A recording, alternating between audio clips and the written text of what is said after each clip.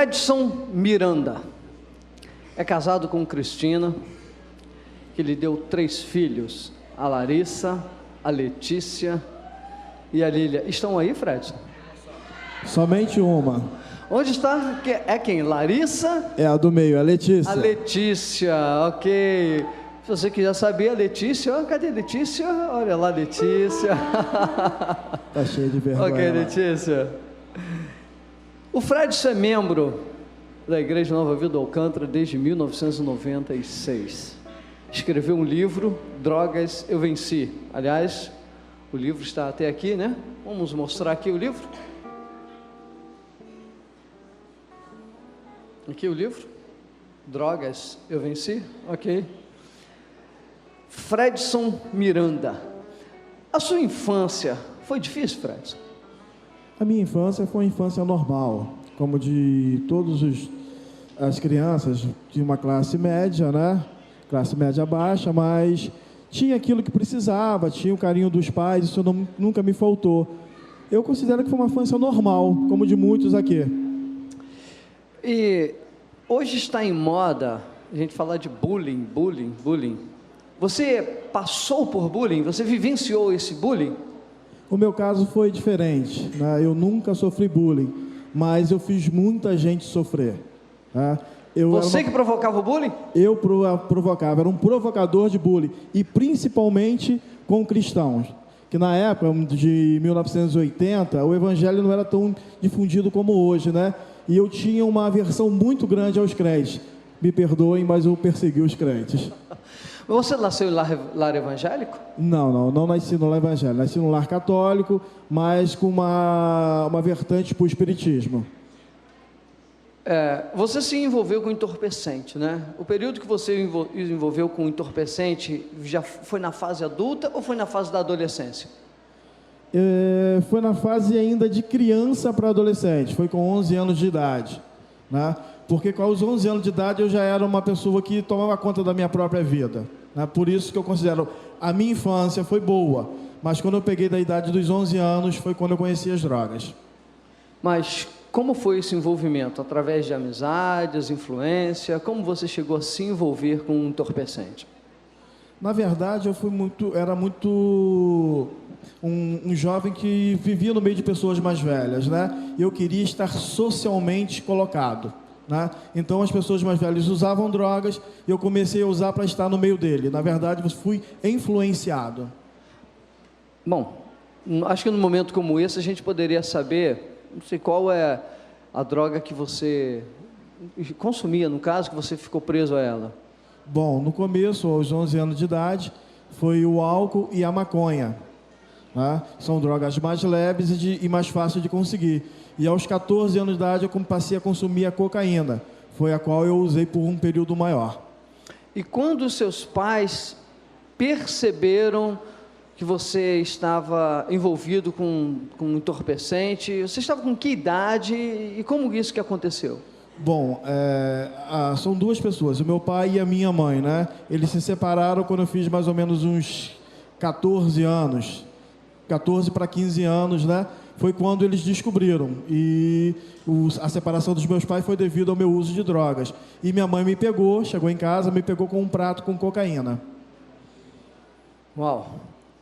Bom, algum momento você pensou nessa, até você estar aqui hoje, né? Algum momento você pensou que ia morrer? Não só pensar, né? Eu tive muito próximo da morte por algumas vezes, né? E até um fato que me marca muito foi quando eu tive uma overdose muito forte no local, era numa casa de praia, longe de tudo, e realmente ali eu achei que não fosse sobreviver. Eu conheço um pouco da sua história, Fredson. Essa foi a única vez que você pensou que fosse morrer? Não. Eu tive outras ocasiões também, como fugindo de uma blitz da polícia, o carro ser alvejado, né? E um dos ocupantes do carro ser atingido. E qual foi o seu maior aperto na sua história desde que você se envolveu com o entorpecente? Eu tive vários, né?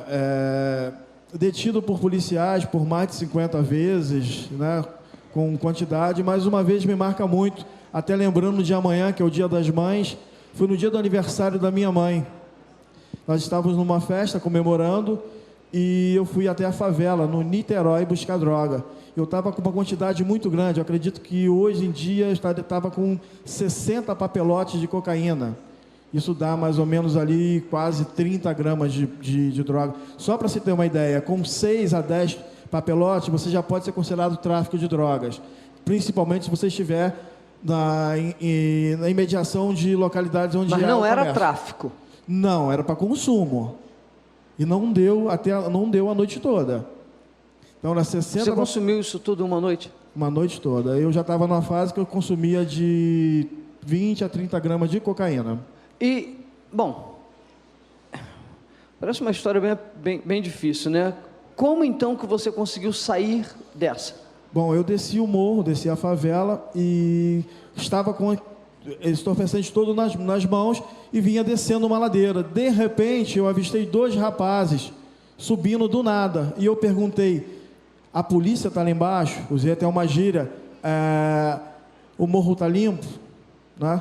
E eles passaram por mim e falaram, a chapa está quente. Eu não entendi. Eu perguntei o quê? Ele falou, a chapa está quente na esquina. E eu estava mais ou menos a 10 metros dos policiais. Foi quando eu fechei a mão, com toda aquela droga nas 2 mãos, né? E atravessei pelo meio dos policiais. Eles não me viram. Eles estavam revistando todo mundo. A mim, eu passei no meio deles, entrei num beco e fui embora sem ser abordado por ele. Isso era mais ou menos 1h da manhã. Na descida da favela. Mas eu perguntei assim, como você saiu dessa? Né? Você conseguiu sair, você acabou de me contar uma situação em que você poderia ter sido preso e etc e tal. Mas como que você saiu dessa vida? Como que isso aconteceu? A história é até engraçada, né? Foi no dia 3 de dezembro de 3 de janeiro de 96, logo depois do Réveillon. E eu comecei a me drogar no dia 25 de dezembro. Eu só parei de usar droga no dia 3 de janeiro. Então foi uma sequência muito grande de uso de drogas, dormindo 2 horas por noite, aproximadamente. E eu estava num bar tomando uma cerveja, que eu tinha fumado alguns cigarros de maconha, que eu estava muito tenso. E um amigo passou dizendo que ia para a igreja. Tinha culto de juventude. E naquela noite eu resolvi vir com ele, era mais ou menos umas 4 horas da tarde, falei, eu vou com você. Ele nem acreditou muito, que viu a minha situação, que estava realmente debilitado, e às 7 horas da noite ele passou na minha casa, e eu estava arrumado, prontinho para vir para a igreja, e já se fazem 16 anos que eu tenho vindo, de lá para cá eu nunca mais usei drogas. Bom, deixa uma curiosidade aqui.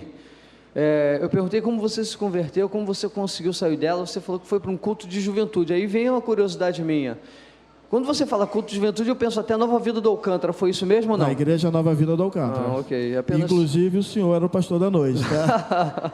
Bom, isso eu não sabia, viu? Mas olha só, o livro, tem aqui, né? Você trouxe aqui o livro que você escreveu. Em que momento ele apareceu na sua vida? Bom, eu já havia me convertido e esse livro, na verdade, foi um chamado de Deus que aconteceu há mais ou menos 11 anos atrás. Eu estava na minha casa e deitado, eu orava ao Senhor, Senhor, eu estou sentindo a minha vida muito vazia. Eu fui tirado realmente de um lamaçal. Eu fui tirado de um lugar que pouca gente volta, né? Eu preciso de uma direção na minha vida, eu estou sem direção. E Deus falou claramente no meu coração, põe o que você viveu no papel que eu vou te usar. E pela segunda vez ele falou, põe o que você viveu no papel que eu vou te usar. E pela terceira vez ele falou, põe o que você viveu no papel que eu vou te usar. E eu dormi, acordei, lembrei desse período com Deus. E naquele mesmo dia eu comecei a escrever o livro. Em 2 meses o livro estava pronto. E ele ficou 10 anos engavetado. 2 meses de produção, foi isso que você falou. Quer dizer, ele foi produzido muito rápido. Muito rápido, muito rápido. Comecei a escrever, não parei mais. Mas ele só foi para o prelo e foi editado 10 anos depois. 10 anos depois. Eu perguntei a Deus com 9 anos, mais ou menos 8, 9 anos já eu nunca havia desistido, né? Mas quando fui com 9 anos eu falei, Senhor, o sonho morreu e Deus falou comigo, está mais próximo do que você imagina. Muito lindo isso. Uma coisa que eu gostaria de perguntar, e passou aqui meio fora do tempo, mas eu quero voltar um pouquinho a esse assunto, e perguntar a você o seguinte: papai e mamãe vendo um filho envolvido em drogas, como é que foi isso, Fred? É muito difícil, né? Até mesmo foi a causa da separação dos meus pais, né? O meu uso abusivo de drogas, né? Porque há famílias que convivem com pessoas usando drogas, elas se estabilizam, mas o uso abusivo da droga, ela traz problema muito sério para a família, né? E todo uso, ele vai se tornar abusivo um dia, não se engane, né? Mas é muito sofrimento. Uma mãe sofre muito com um filho drogado. Esse chamado que você tem hoje, graças a Deus, você saiu daquele mundo de dependência química, e hoje você tem ajudado pessoas a saírem dessa vida, né? A saírem da dependência química. Isso. Eu gostaria de saber com você, como que surgiu esse momento em que você recebeu esse chamado? Esse chamado, não, eu tenho certeza que não foi assim. A noite que se converteu, quando você deixou, você recebeu esse chamado. Não é assim que funciona. Quando foi que esse chamado apareceu na sua vida? Bom, não é fácil, né? Você expor a tua vida, você abrir tudo que você viveu para as pessoas que talvez você não conheça, né? Mas, e muitas das vezes a gente realmente pensa em: eu vou ter uma vida de cristão e não vou tocar mais nisso. Mas Deus me incomodou muito. Deus me incomodou muito, e eu não queria trabalhar com dependente químico. Não era a minha opção, tá? Eu escrevi o livro para poder ajudar à distância. Mas a gente faz planos, mas os planos do Senhor são maiores do que os nossos. E eu pensei que eu vou escrever um livro, vou dar palestra, vou pregar em igrejas e vou estar abençoando, vou fazer a minha parte. Não, Deus tem me colocado lá no meio da podridão, lá onde estão os cracudos, lá onde estão os drogados, e Deus tem me levado. E essa vontade de estar com eles, ela veio junto com um amor muito grande por essas vidas. Hoje eu tenho um amor muito grande pelo dependente químico. Eu queria fazer uma pergunta aqui a você, que você contasse para a gente, já que tem tirado tantas pessoas desse mundo das drogas, do entorpecente, você poderia contar para a gente uma história que tenha te marcado, de você ter resgatado uma pessoa e que hoje ela esteja no Evangelho? Tenho sim, eu teria várias para contar, né? O nosso trabalho tem sido um trabalho muito árduo, muito duro, é um trabalho a longo prazo, só para nós entendermos, né? Uma libertação total da dependência química, ela pode chegar até 5 anos, tá? Nesse período o indivíduo ainda está propenso a recaídas. Nós trabalhamos muito com recaídas, é você tratar novamente, o indivíduo cair, é você levantar, limpá-lo e fazer caminhar mais uma milha, né? E nós tivemos uma testemunho de um rapaz, que eu acho que foi logo no começo do nosso ministério, né? E esse rapaz, ele veio do Rio de Janeiro, era um usuário de drogas. Para vocês terem uma ideia, esse garoto tem 23 anos de idade, ele usa droga há 19 anos de idade. Você pensa, que isso? A mãe dele já dava cola de sapateiro para ele aos 3, 4 anos de idade, morador de rua, nascido e criado na rua. E esse garoto veio chegar a nós na praça de Santa Luzia. Ele veio do Rio, nós tratávamos uma menina, e essa menina pediu ajuda a ele para vir para cá, que ela estava muito doida, ela ia ser morta na favela, e ele salvou e trouxe essa menina para cá, para São Gonçalo. E ele estava na praça, já 2 dias dormindo na praça, e disse que só saía dali quando recebesse ajuda. E nós fomos lá, fizemos resgate, eu e o Léo, nós fizemos o resgate desse jovem e internamos ele numa clínica. Esse jovem hoje, usuário de droga, 19 anos, usuário de crack, que é muito difícil tratar. O crack é muito difícil você tratar um indivíduo de crack. Esse jovem hoje, já tem 1 ano, está liberto das drogas. Esse jovem está trabalhando, esse jovem montou uma casa para ele e construiu uma família, porque nos encontrou, porque teve a graça, Deus nos deu a graça de poder ajudar. A vida dele foi transformada. E era menino de rua? Menino de rua, nunca teve um lar. E hoje tem família? Hoje ele tem família. Muito linda história como essa, viu, gente? Em saber, o que a gente ouve nessas histórias aqui é o poder de Jesus. O que a gente vê aqui não é o Fred, nem nenhuma ação humana. Ele foi um instrumento de Deus. mas é o poder de Deus que livra e salva e restaura e resgata essas pessoas. Fredson, dizem que mulher, quando é dependente, né, das drogas, do entorpecente, ela é mais difícil de se recuperar. É isso mesmo? É verdade. Nós temos um apoio a um centro de recuperação de dependentes químicos com mulheres, supervisão da Michele e da Priscilinha. E lá nós estamos com 30 internas, tá? 30 alunas, né? Nós chamamos de alunas, nesse centro de recuperação, e é muito difícil tratar a mulher, porque a mulher ela tem uma carência por si só, ela já é uma pessoa carente, ela se apega muito às coisas, e a droga, ela vem substituir muito a carência do ser humano. Por isso que muitas pessoas se envolvem com drogas, porque ela substitui por um tempo as nossas carências, as nossas fraquezas, né? Ela vem preencher esse vazio do nosso coração. Então, e a mulher ela é muito mais sensível para isso, e é muito ligado ao uso de drogas, principalmente a mulher que usa crack, é muito ligado à prostituição. Então nós sabemos que são dois espíritos, né? Que eu considero hoje a dependência química uma ação demoníaca na vida do indivíduo, e a prostituição outro. Então ali é muito difícil, tem que tratar dois espíritos, e é muito mais difícil.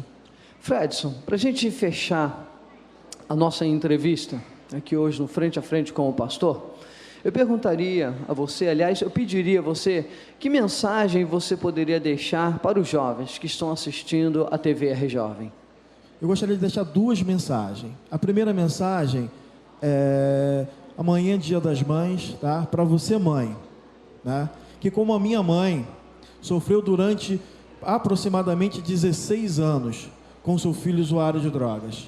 Sofreu, muitas das vezes a minha mãe limpava o sangue que escorria das minhas narinas, devido ao excesso uso de drogas, né? Isso é muito difícil, mas eu quero deixar uma palavra para você: a esperança.